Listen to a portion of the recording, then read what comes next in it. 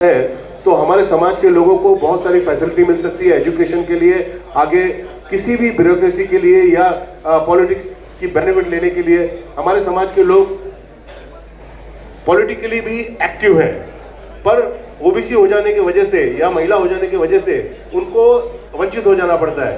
मैं भाई संजय निरुपम जी का बहुत बहुत स्वागत करता हूं।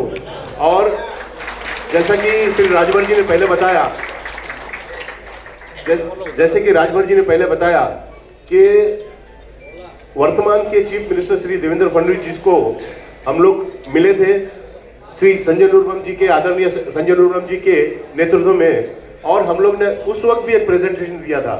और उस वक्त के उनके पीए थे मिस्टर विकास अग्रवाल साहब, विकास गुप्ता जी। तो विकास गुप्ता जी को उन्होंने बाकायदा बुलाकर कहा था कि ये कैसे जुड़ सकता है, इसके बारे में प्रयास करिए, पर ये निलंबित हो गया। आज फिर एक प्रयास शुरू हुई है और मैं इस मंच के माध्यम से भाई को, श्री संजय निरुपम जी को, आदरणीय संजय निरुपम जी को बहुत बहुत बहुत धन्यवाद देता हूं कि इन्होंने नॉर्थ इंडियन के लिए एक जगह बनाने की और ओबीसी में शामिल करने के लिए, और साथ साथ में हमारे समाज के लोगों को, पूरे जो नॉर्थ से बिलोंग करते हैं, उनको महाराष्ट्र में अपनी अपनी बात रखेंगे।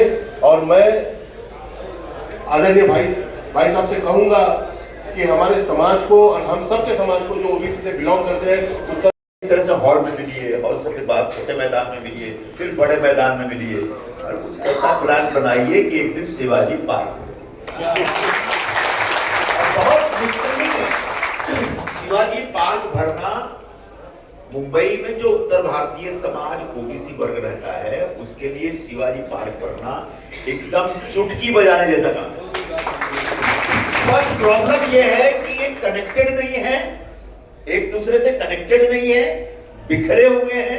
इनको एक मंच पे लाके एक धागे में अगर बुन दिया जाए तो पूरे मुंबई क्या, पूरे महाराष्ट्र क्या, पूरे देश को दिख जाएगा कि मुंबई में उत्तर भारतीय ओबीसी।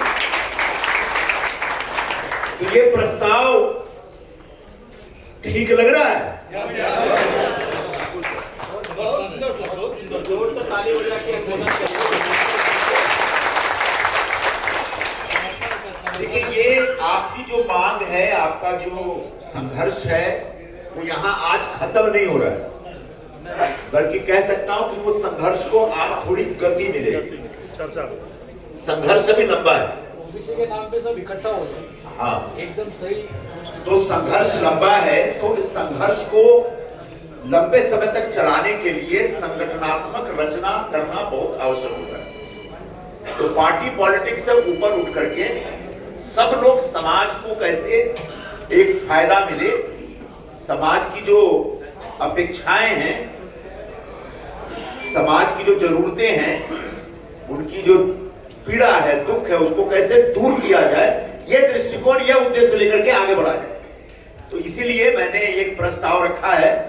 मैं देखता हूं एक बार इनके आने के बाद भी इस प्रस्ताव को दोहराने की कोशिश करूंगा, और सब लोग जरा जोरदार ढंग से जरा प्रतिसाद दीजिए, रिस्पॉन्स दीजिए।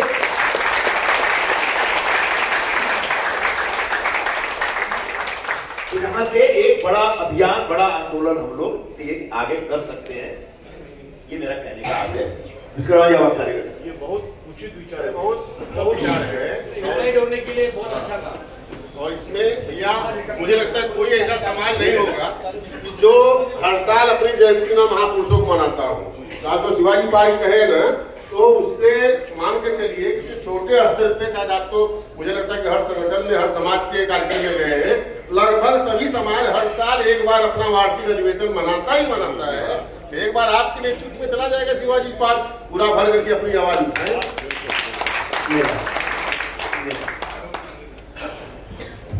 अच्छा, एक हुए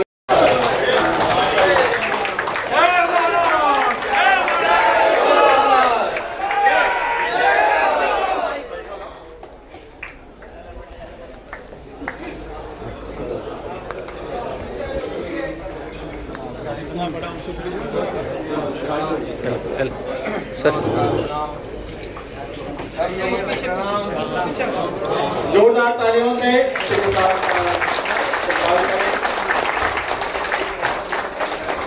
हमारे बीच महाराष्ट्र के उप मुख्यमंत्री और आज हमारे होने वाले नाथ आदरणीय एकनाथ शिंदे साहब हमारे बीच पधारे हैं। सभी लोग बैठ जाइए अपनी अपनी जगह पे। आज एक ऐतिहासिक ऐसी बैठक हो रही है। मुंबई के समस्त उत्तर भारतीय ओबीसी समाज के जो प्रतिनिधि हैं, उनके जो प्रमुख संगठन के अध्यक्ष, जनरल सेक्रेटरी, उपाध्यक्ष, सभी लोग यहाँ पर आ रहे हैं।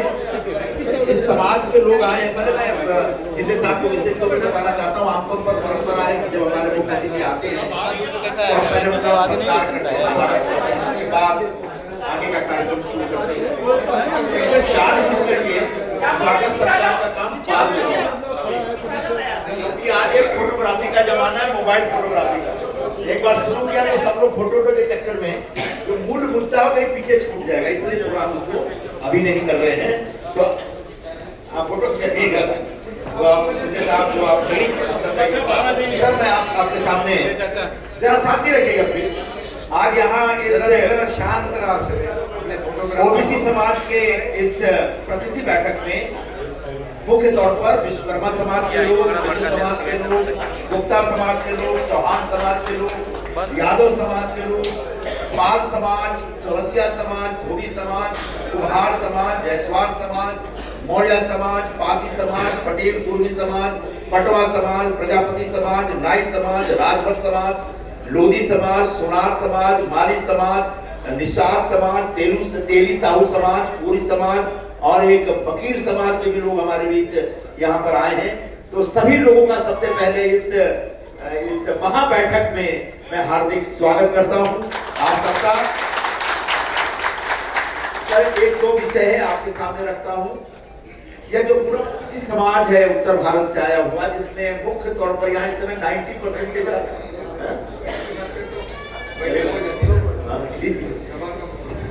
तो यहाँ जो मुख्य तौर पर जो लोग यहाँ उपस्थित हैं, इसमें 90% से ज्यादा यूपी के लोग हैं। मैं सही बोल रहा हूँ? उसमें 5-7% लोगों में बिहार या मध्य प्रदेश हो रहे होंगे। इनमें से बहुत बड़ा वर्ग ऐसा है जो 3-3, 4-4 पीढ़ी से यहाँ पे रह रहे हैं।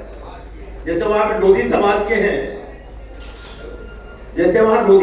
के हैं, वो 3 पीढ़ी से यहाँ पे रह रहे हैं और ये प्रिंटिंग प्रेस का काम करते हैं। यहाँ तक कि मुकेश अंबानी के बच्चों के शादी का कार्ड भी इनका चलता है। और ये साहब यहाँ पर हैं जो राजभर समाज के हैं। ये यहाँ कॉलेज में मैथमेटिक्स के प्रोफेसर और प्रिंसिपल हैं और पूरे राजभर समाज का संगठन चलाते हैं। लालचंद गुप्ता जी बहुत बड़े व्यक्ति हैं, पूरे गुप्ता समाज का राष्ट्रीय स्तर के, जायसवाल समाज के राष्ट्रीय स्तर के अध्यक्ष हैं।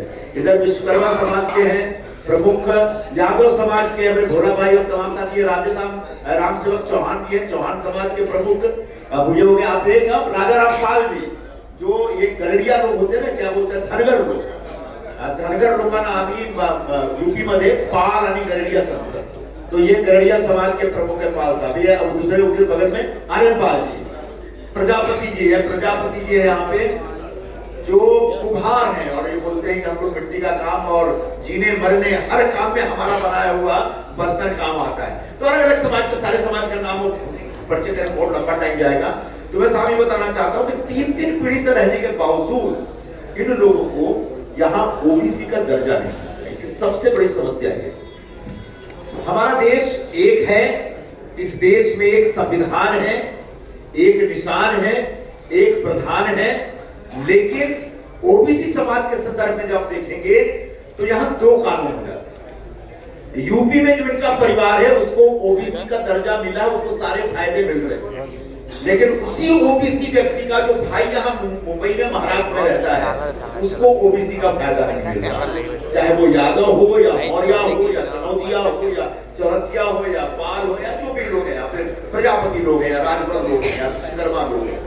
इसका कारण ये है, सरकार ने ऐसा कानून बना रखा है कि 1967 से पहले से जो लोग यहाँ पे रह रहे हैं उनको ही इस बात का वो मिलेगा, दर्जा मिलेगा या फायदा मिलेगा।